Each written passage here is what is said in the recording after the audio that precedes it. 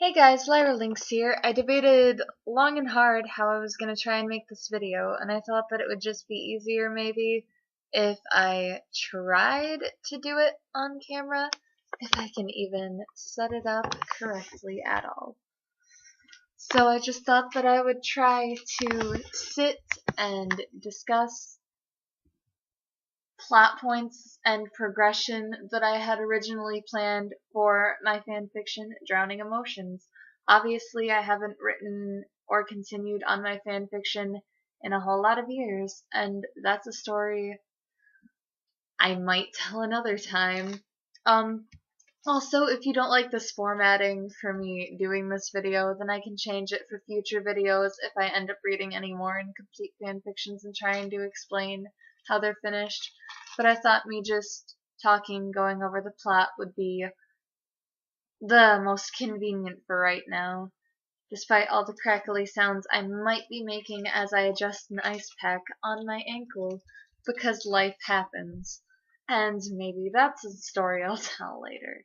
But anyway, for Drowning Emotions, I had really wanted to write a story that was like sort of cute.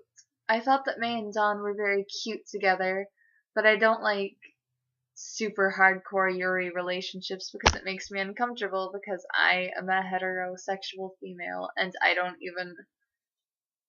know how to write girl love stories. I just sort of went at it. I thought it would be something different, and I really like yaoi, and I was like, maybe I could write a girl story because I didn't want to write a guy one because I didn't want to out myself for being super into that and like being able to write a super awesome guy story but not one for girls. I don't know. I ended up writing a one-shot for Dawn and May too that maybe I'd read if anyone was interested. But basically how I wanted the story to progress was that May would slowly open up more and more to Dawn and be able to get her feelings across to her. I'm actually really surprised that I made some of the chapters so intense, like with Drew.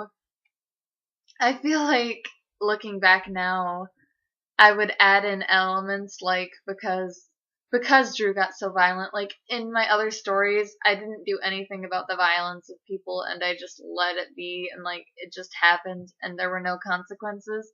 I feel like if I were to go back and write it now, I would include those consequences like, hey, Drew, you just freaking got super violent against May and Dawn, and police should be involved in that because those are some messed up scenarios, and I wouldn't just let that lie now as a writer.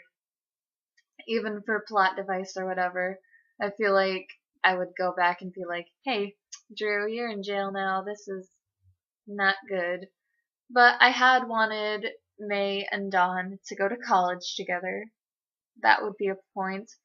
I feel like after the whole Drew incident, they'd sort of talk it out, work things through, let all the rest of their friends know what had happened. I imagine that Ash especially would be like super shocked and try to help them out. And I made that plot point like, oh hey, Dawn's sort of into Gary. And because I love Leaf Green shipping so much, I'd probably just like throw Leaf in there and then that would sort of be it for Dawn. And for them going on to college, I feel like I wouldn't include like all of the cast, like Ash and Gary and Leaf. Not all of them would be there. Not everybody goes to college or the same college. So what I had wanted to do was introduce new characters and like have sort of competition for May. I wanted some people to maybe be interested in May and like guys. I'm not sure who I was planning to throw in. I was probably just gonna like shove in random people because since Drew's gone, I'd probably make a different interest for Drew. I mean, for May, like maybe Harley or someone, even though I hate that. I just want to like introduce some dude and like hint more and more to Dawn, like, hey, your girl here, she not interested in dudes at all. And maybe have another girl like May and have that be less awkward. I don't know. I know that I had wanted one plot point. I really wanted Zoe to be at this college, and I had wanted her to be into Dawn and competition for May, and then Dawn sort of realizes, like, oh hey, it's possible for girls to be into me. That was my thought process at first, what I had wanted to do.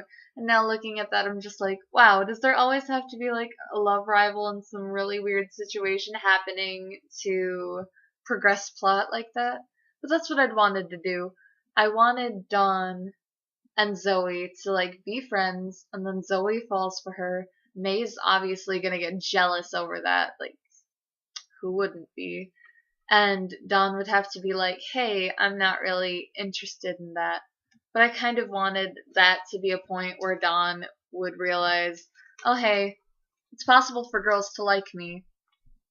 How do I feel about that? Dawn is such a girly girl in the anime. I don't know I ever imagined that that would work out. But, you know, you just sort of ship what you ship. I was just like, I don't know. After seeing the episodes with May and Dawn meeting up and they had sort of like a good friendship bond, I was like, hey, maybe I could write this story. And even though I couldn't see it like actually ever happening legitimately, I just thought it would be interesting to try and progress the plot like that. Like very slowly May comes out of the closet and I wanted her to have like maybe a dramatic confession to Dawn. Or like maybe Dawn just like straight up realizes after a while and questions her and something with that. I feel like Ash would be pushing May throughout it all, like, you've got this, I already know how you feel, so you should just go for it. And I don't know, what I had wanted was just like a couple love rivals slowly pushing them more towards each other and having them rely on each other as good friends until Dawn realizes finally how May feels for May to be true to herself and let Dawn know everything that she's hidden in her heart.